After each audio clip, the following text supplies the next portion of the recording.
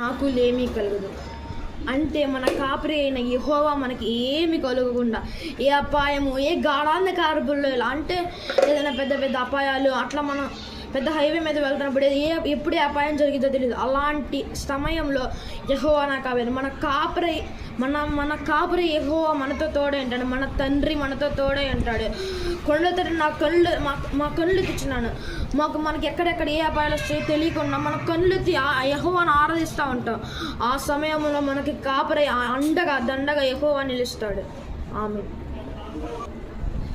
ఒక ఎగ్జాంపుల్ అంటే 100 గొర్రెల్లో ఒక గొర్రె తప్పిపోయింది. ఆ 100 గొర్రెలు విడిచిపెట్టి ఆ కాపరి ఆ ఒక్క ఊరు కోసం వెతుక్కుంటూ వెళ్తాడు. అలాంటి తండ్రి మన తండ్రి. మనం ఆయన ఎప్పుడు విడిచిపెట్టకూడదు. ఆయన మనల్ని ఎప్పుడు విడిచిపెట్టదు.